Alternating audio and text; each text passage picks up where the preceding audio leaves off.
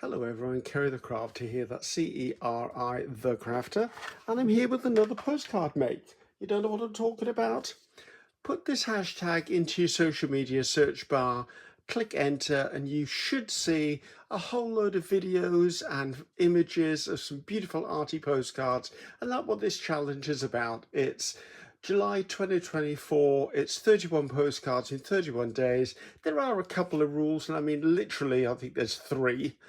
If you pop into the search, the description box below, click the bold word more. That'll open up, go down about 2/3 down, you'll see a launch video, prep videos, and in that box you'll find everyone who's supported me in setting this up. So anyway, that's what we're about. So as some of you may or may not know, if you followed me, I'm sort of on a journey of discovery with different art skills, and one of those art skills is actually watercolor. And I like doing watercolor, and I like doing watercolor in panels, and then those panels can be stuck into a journal, can be made into a journal card, can go onto a greetings card front, or in this instance we're going to actually put them onto a postcard. So this is my panel.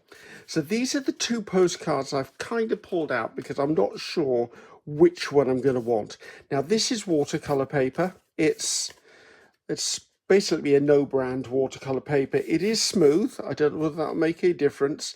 I usually use smooth. I only use a textured one if I'm really trying to do something arty farty, and this just basically is just me. So I've cut this panel. My postcards are 4 inches by 6 inches, so I've cut this at 3 inches by 5 inches. So as you can see, when it's put on the card, it will have a frame around it. So these postcards are going to one side because, as I said, I'm not really sure which of these I'm going to do today.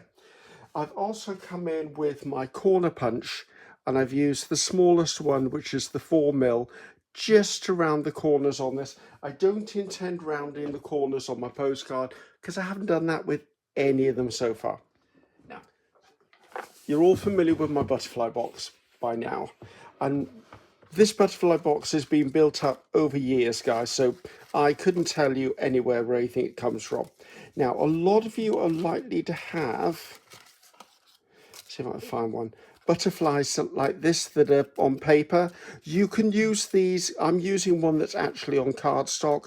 If it's something you like doing, once you've seen this video, I would suggest glue this butterfly or the butterfly shape that you like down to a piece of thin card, then fussy cut it again, so you've always got a template. So I'm going to come through and choose one of these butterflies. Now I only need half of the butterfly, so I'm looking for something that will go into that top corner. I quite like that one. That's sort of a generic. I think this one is going to be a bit too big, so I'm going to use this one. Okay, now once you've made one of these templates, of course, unless you want to do different styles of butterflies, you've got your template forever. So I'm going to bring in a small pair of scissors. Now, it's up to you where you place your butterfly and in what orientation, whether it's this orientation, or this side. It doesn't matter because you can obviously just flip your template over. So what I'm going to do is I'm going to cut the one wing off. I'm going to keep the body on it, not because I absolutely desperately need the body on it, but it gives me an idea for proportion. Now this one, keep the spare wing, because say you've got a Tim Holtz person who stood in profile, you can always stick this behind and then they become a fairy person. So put scissors by. So now this is what we're at. I'm not worried about the white, or I am if it's got a bit of a notch in it. Let's get rid of that because that will cause me a problem. I just want to make sure that they're nice smooth edges, and I might actually take that in a little bit where the die cutting of this has, there you go, just so I've got a nice sharp point in there. So let's go on to the next bit of the process. Now, I would suggest, and all of this is suggestions, guys, because I'm not an expert at watercolouring. I'm on this journey. I do have a reasonably good eye for composition, and the way I compose stuff on one of these panels is entirely up to you, but this is what I tend to do. I tend to like putting it in the top half and over to one side. So it's taking up this sort of quarter. I don't mind it being down a little bit, but I don't want it in the middle. I don't want it in the base unless I've got a sentiment or wording to go on the top. So it's about there for me. Now what I'm going to do is I'm just going to reach over. I've got spare bits of washi tape and I'm going to just touch it down with a bit of washi when I'm happy with the placement. That will stop it moving around.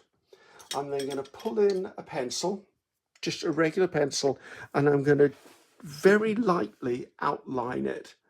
And I do mean very lightly. It doesn't have to be 100% accurate. All you're doing is giving yourself the shape in which a butterfly wing is created. Now, once you've done that, what I would suggest is hold that down, take the washi tape off, and then I like to put a little bit of a line there, a little bit of a line there, just so that I know the proportion of the body. You may think, oh, I can draw a butterfly body. Yeah, we can, but I can guarantee I won't get the proportion of wing to the butterfly, whereas that helps me. This goes into my box and I can use it for future ones. Now, I'm wondering whether I should close in a bit. Right, I'm going to try and do a bit of a zoom, guys. As you know, I'm not the greatest at this. So that's our starting point for what I'm about to do. What I would say then is get yourself an eraser, or if you're in Britain, it's called rubber, and actually just rub out that line enough so you can just barely see it. Now, if you're someone who's going to be working with a black outline, like I am, pretty much you don't need to do this bit because the line is going to cover this up. But if you're someone who's working in a lot more delicate look of butterflies, then you will. So you can see, I can still see the butterfly in there. I mean, I can still see that line enough to follow it. Anyway, the top and bottom ones, I could take this out a little bit more actually. I know the body of this butterfly is going to be black, but I need to see something, but not everything. So, right. So this is our starting point. Now, wet on wet, obviously I need water. I'm going to try and keep things quite close in, guys, so you can see it. Now, probably last year I did a review on this box of watercolor paints by Meilang watercolors. That's what I'm using today. These are sort of, I've got a box of watercolors. I don't need any more watercolors, okay? Am I going to be able to get anything in this shot? Let me just come out a little bit. There you go. Just gives us some working room. Now, I like to choose 3 colors. Now, you can spritz your whole palette, or you can just work with those 3 colors. So I've got a pipette. I picked these up on eBay. You buy them in packs of like 20 or 30. It'll last you a lifetime, I assure you.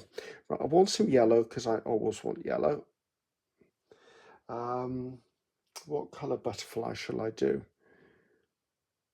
Let's do one with this sort of color here. And maybe let's do pink. I know you'll all enjoy pink. Not a huge lover of pink myself, but except the pop star, of course. Now I've got a brush here that's quite a soft brush, but it's round, and I've got a smaller brush to do some detail work. This one is going to be for working with my water. Now, I'm going to paint the entire butterfly with water. And I would suggest if you look at it from an angle, you are likely to see where the water goes.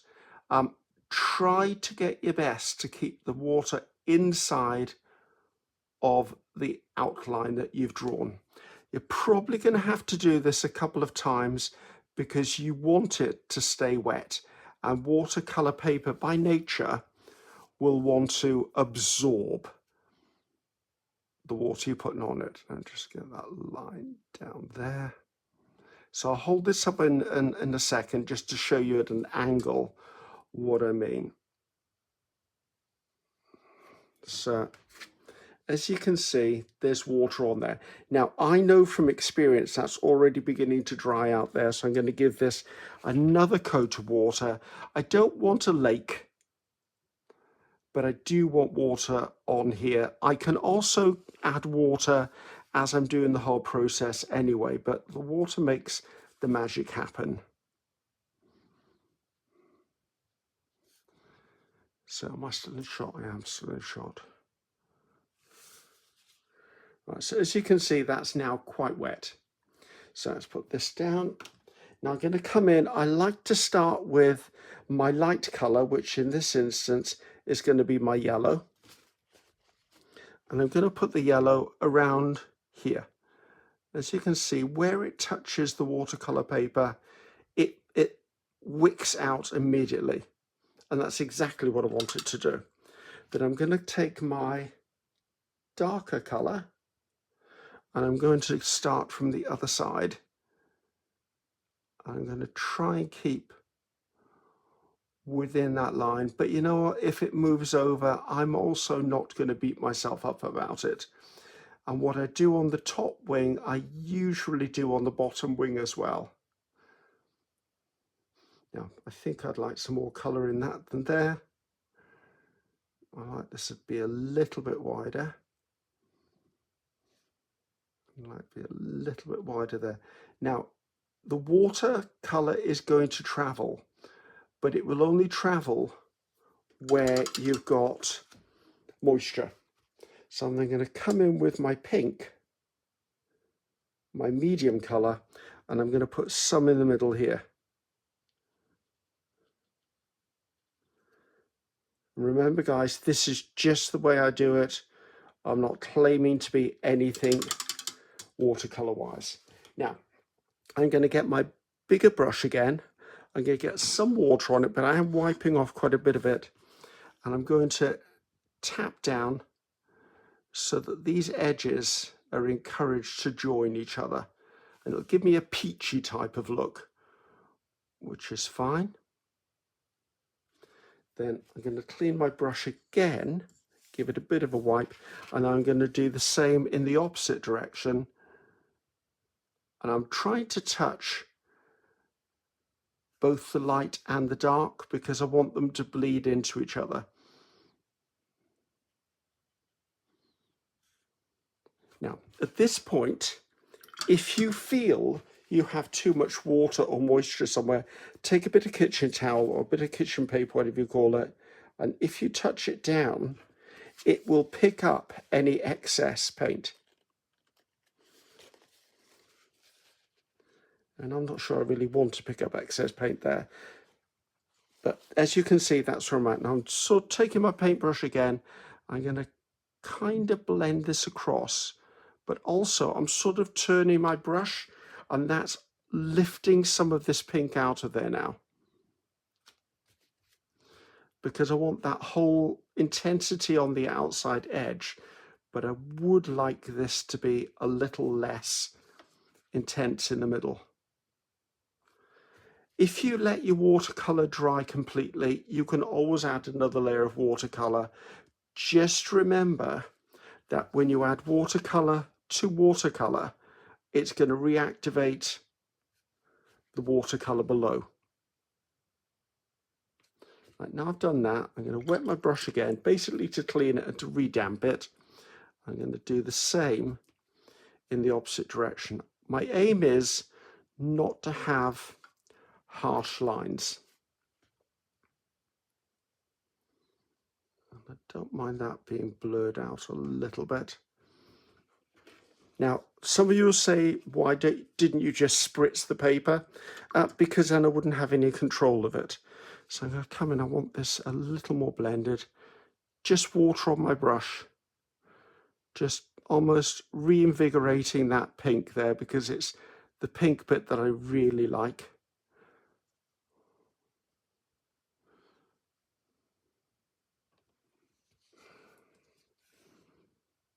Now, if there's one thing I have learned about doing watercolors, it is that there's a point at which you need to stop, because the more you fuss with it, the more you're going against the nature of what watercolor actually wants to do.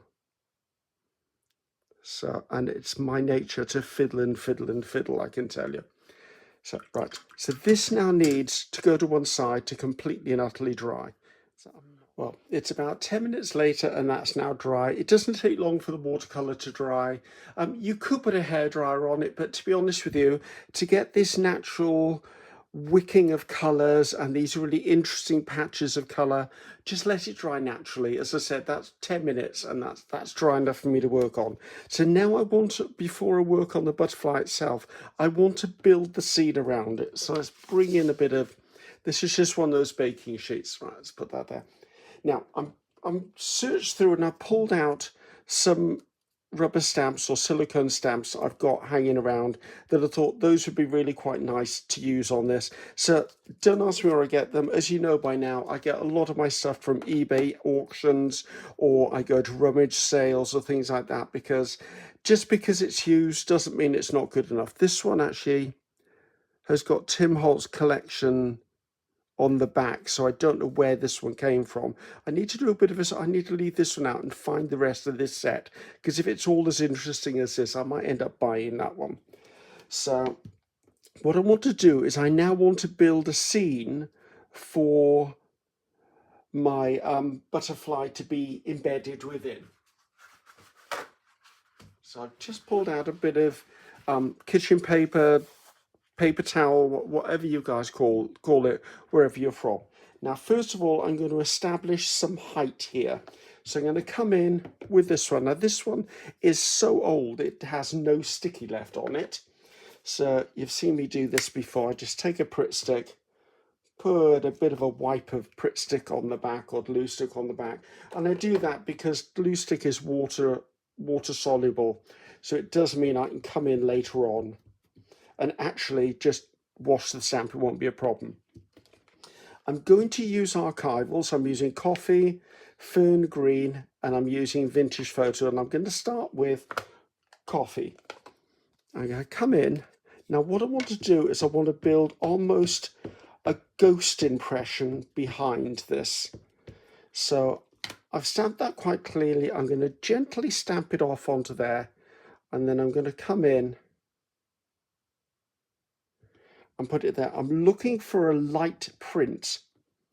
It's probably a bit darker than I was expecting, but still that's okay. Do I need a little bit more over here? Maybe I'll leave off until I come back. Okay, so I've now got that on there. I want to come in now and I'm going to do a full print of it. So trying to remember this stem is supposed to be in an upwards direction. I'm going to do a little bit over here, as if it's in a meadow scene. Right, that's enough for that one. I'll get cleaned off and washed up later. And I do need to look into that one. I'm sure one of you is going to tell me what that set is called. I'm almost certain you are. Now, I pulled in other things because the way to make this visually interesting is to layer up all of the different stuff. Now, I really like this one. So I'm going to put this in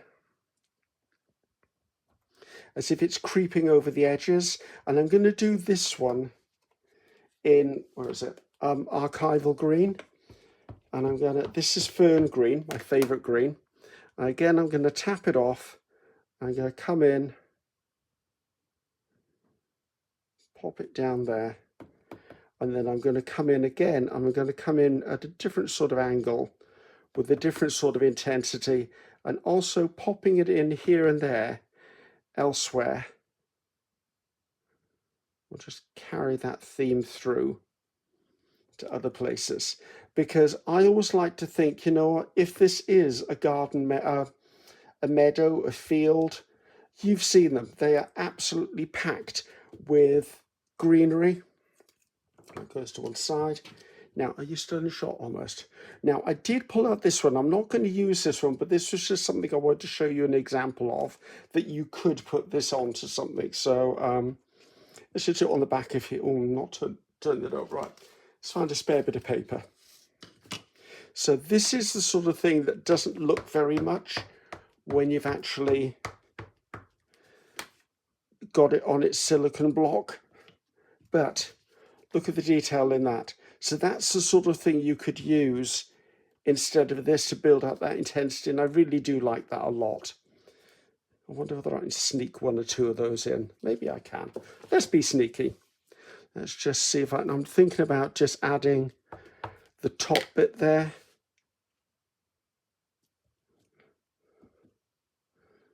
And maybe a little bit by there. It's very easy to go overboard on this, and believe me, I go overboard on this a lot.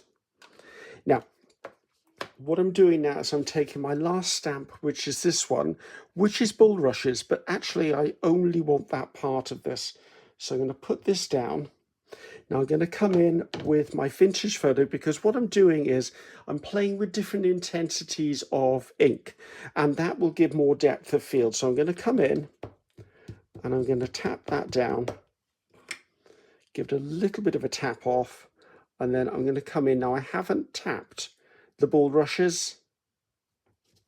I've only tapped this section of it. So once I've got that in there as that, I'm then going to come in. I'm not going to clean my plate in between, but I am going to come in and add greenery. So a little bit more down there. So as you can see, I've now got, I want some up the side there as well. Now I don't mind in this case having that long grass there. So I've stamped the whole thing just to give it a little bit of height. So as you can see, I've given it something. Now, why didn't that stamp in there? Let's see if I can get something into that gap. So just cleaning off my stamp a bit, guys. Now, I need to focus just in there. So all I'm going to do is I'm just going to pick up a bit of ink and pop it in there. There you go. That's all repaired. So that's enough for building that scene.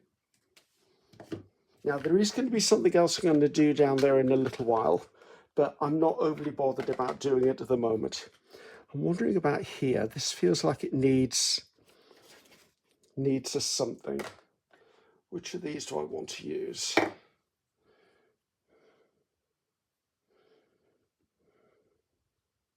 That doesn't feel like the right thing.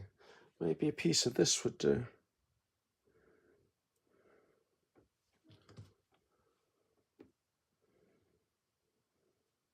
I just need a little something extra there. Don't ask me why. I don't know. It is what it is.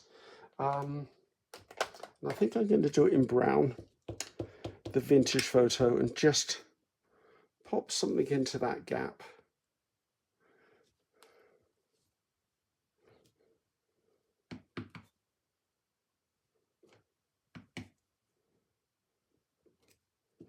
There you go. So you just altered it. Oh, hello, sunshine. So, and you've all seen my British Airways pouch before now. Thank you, British Airways, for a free pouch. So I'm going to come in. These are Micron pens. They're Micron? I thought they were Micron. They are Micron. There you go. They're Micron pens. That's number 1 or 0.1. What's this? This is a 1. Oh, the 1 is too big. So 0.1, which is the bigger of these. 0.5. Let's go with 0.5 in this instance. I can switch between them if I want to get less intensity. Now, what I would suggest is if you're doing this for the very first time, bring back in your original template. And the reason why is because when you get to drawing this bit here, you're going to forget which wing goes over the other wing. So that's why I'm doing that. And usually that's the first thing I do. So you can keep this on the card so you've got it in the same orientation, anything you like. So I'm going to come in from here. Now I've already established that wing, I can take that off. I'm now going to, my stone shot I am. I'm going to work my way around the entire wing. And this is why I said it's not hugely important to erase that line that you drew with the pencil, because you may be covering it up anyway.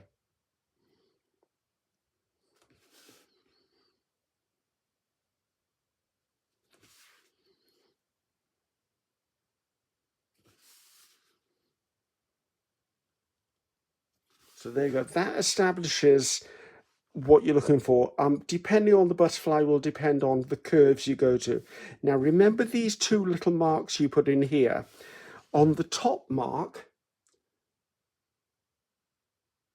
draw a ball. And then the bottom mark is the bottom of the butterfly. So I tend to come down and loop around, and then I kind of draw almost like a jelly bean, but it's a straight jelly bean.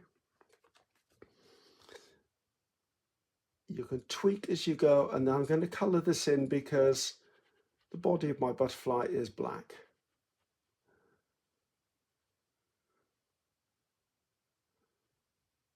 I mean, the reason I've not copied this is because remember, it's a aerial view, whereas we're looking for a side view, so the butterfly would have a little more dimension to it. And also because a butterfly is going to have legs, I'm just going to put a few wispy flicked lines in to suggest the legs. I'm not going to go into the whole, it's got this many legs, that many legs. I just do little wispy lines. And then next thing I do is I put antennae in. I like to follow the shape of the wing, but there's no reason why you couldn't come in the other way. Like you could have them coming in this direction if you wish. I tend to like following the shape of the wing. So I draw a line, put a little blob on the end, draw a line, put a little blob on the end. Just as a suggestion of a wing. Now, at this point, you kind of have free reign because you can see here what the artist has actually overlaid on the butterfly below. You could come and do whatever you like in any way, shape or form. Now, I like to think of this area up here as the edge of a wing. So I come in and I will establish the edge of a wing. It's going to be a stylized butterfly. That's the joy of doing these. They are stylized. Now, once I've established that, I now have some things to work on. So here, I'm actually going to draw this down and put in a segment. This one, I'm going to do the same thing. This one here, I'm kind of going to come in and bring it all the way out. Now, you don't have to copy this. Please just remember you're playing for yourself. And then from here, I'm going to come up and I'm going to put in another teardrop there. And then I'm going to bring this up to another teardrop here. Just my stylings. With these at the bottom, I'm going to remember that about here is where this wing starts. So I'm going to draw lines out all the way to the edge from there.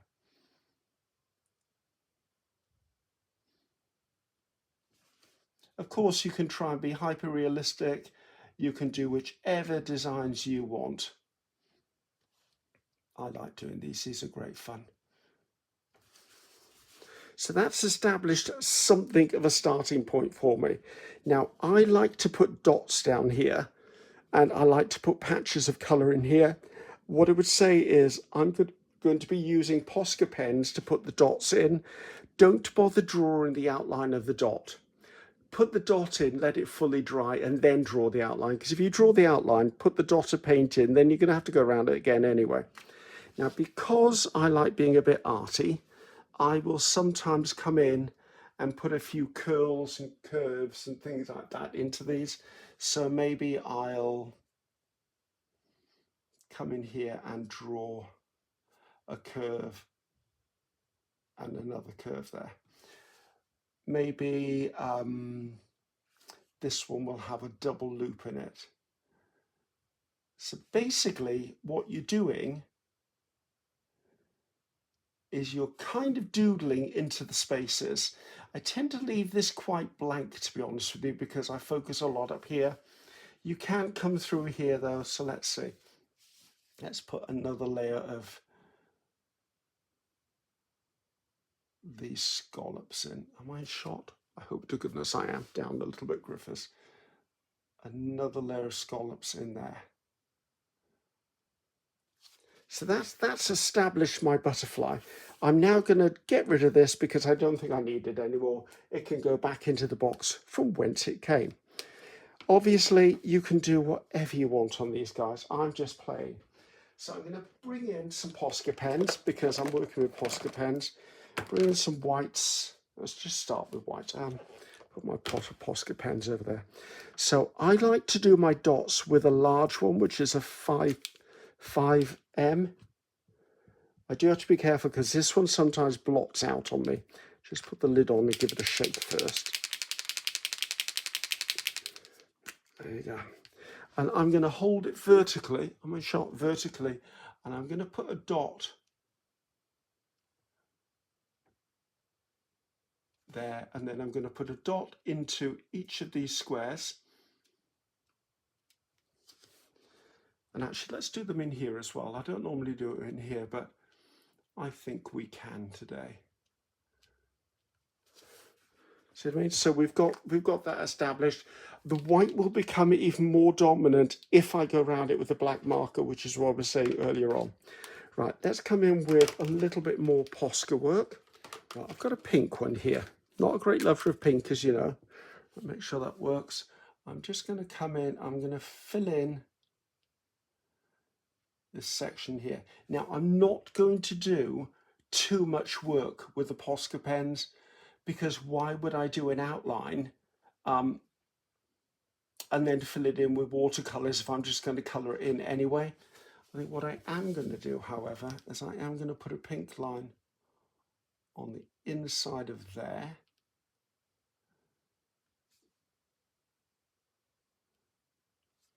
And the inside of there.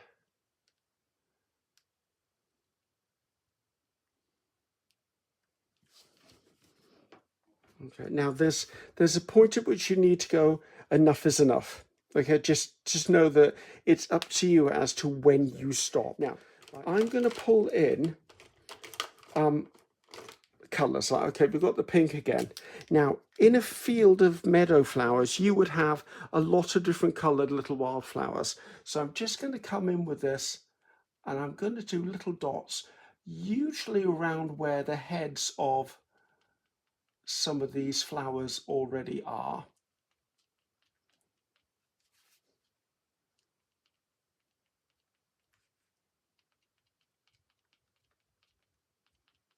And then something I like to do is before they're dry, I like to squish them. And what that does is it flattens them out and pushes them into the background. So let's do a few more up here. I shot. I am in shot. I'm doing quite well with this zoomed in bit today. I'm not normally good at that.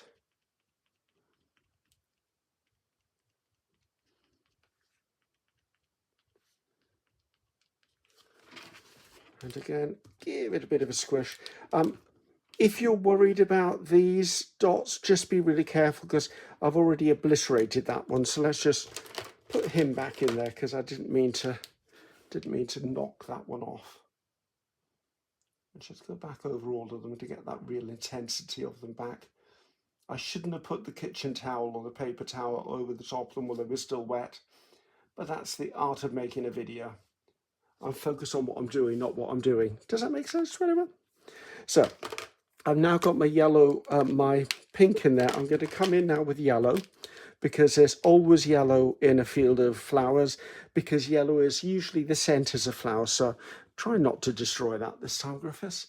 And I'm going to come in and I'm going vertically and I'm barely touching this down.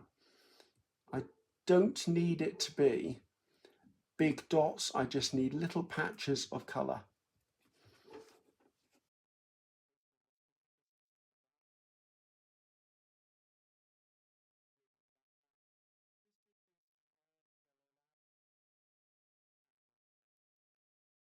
Right, so this time being a little more careful.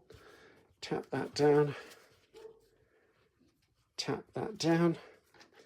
I might do 1 or 2 dots up there. Yeah, because otherwise they're going to be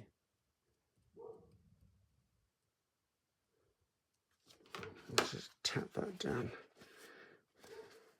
So there you go. That's all the dots are nice and dry.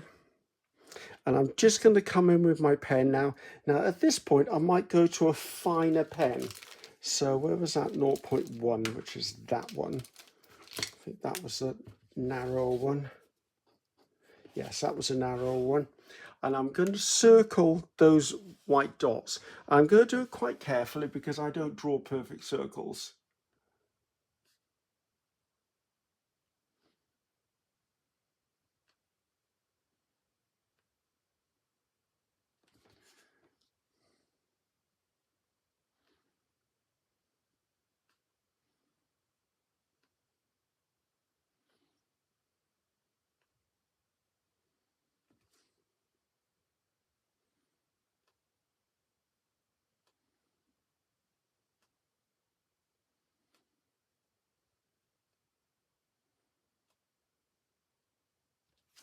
There you go.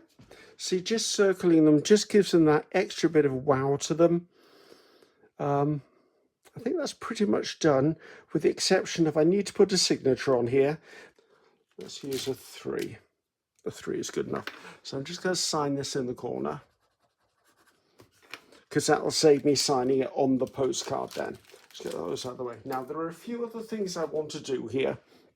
First of all, I want to outline this, and I'm going to outline this in gold. Now, I'm going to use a paint marker. Give it a reasonable shake.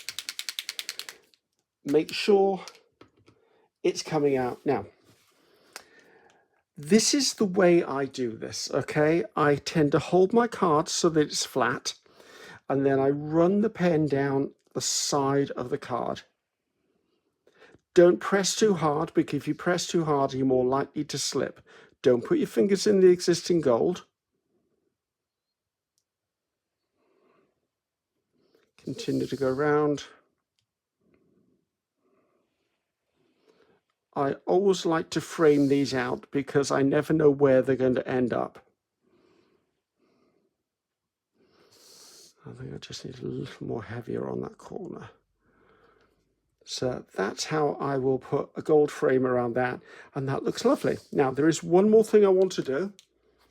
I want to put some splatters on here, okay? Just simple everyday splatters. And what I'm going to do is, remember that piece that we actually cut off, the spare piece? If I lay that over the butterfly wing,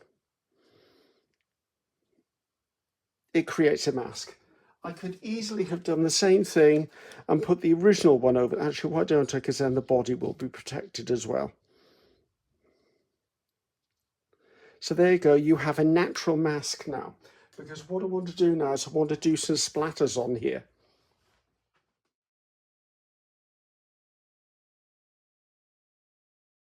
Wait a minute, well, I just put some water on here.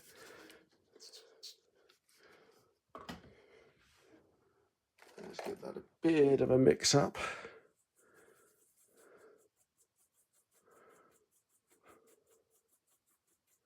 There you go, that will do. I don't need that much. I'll have to put that into something because I'm not going to waste it. So I'm going to dip my toothbrush in and then running my thumb along. I just want really, really little splatters.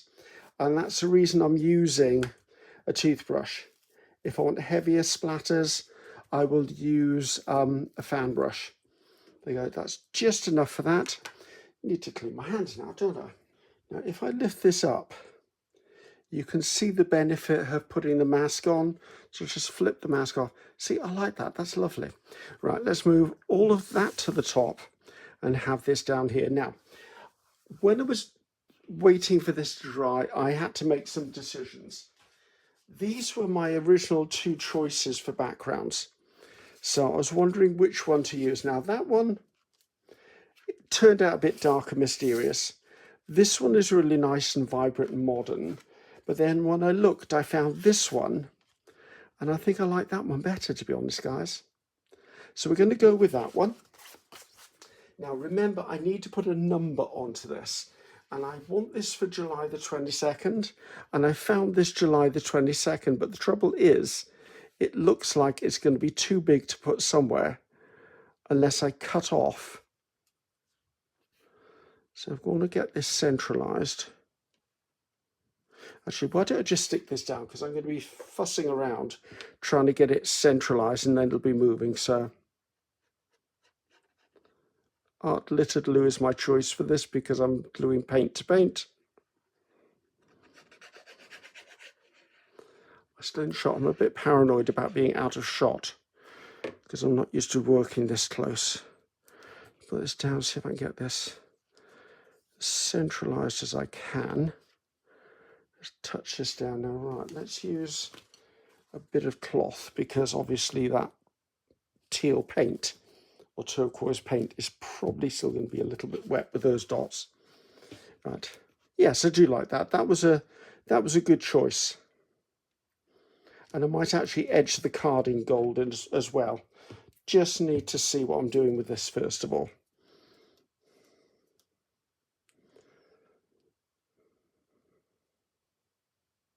I think I can get away with that. Let's just take the merest slither off the top of this. And it might just fit. I am going to come in with a little bit of vintage photo around the edge.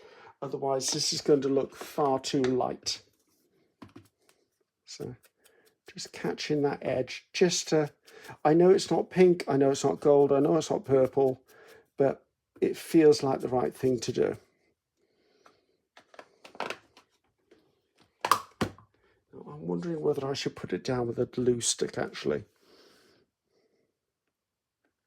Yes, because I think this may cause ridges, because this is an old bit of ledger paper, and the ledger paper is quite thin, so I'd rather it doesn't.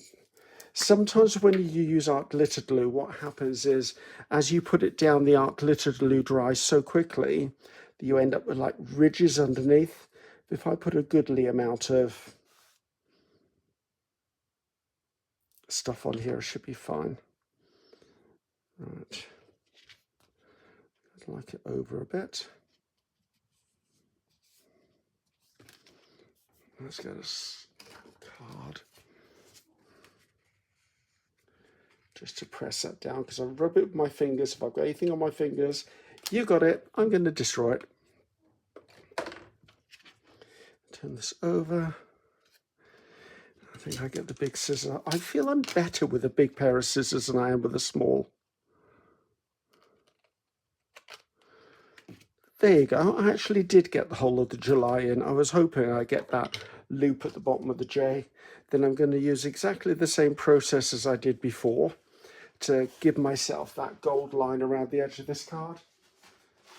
Pull in another baking sheet because the other one's got that teal paint on it. So again, having to be cautious because I don't want to slip onto my card.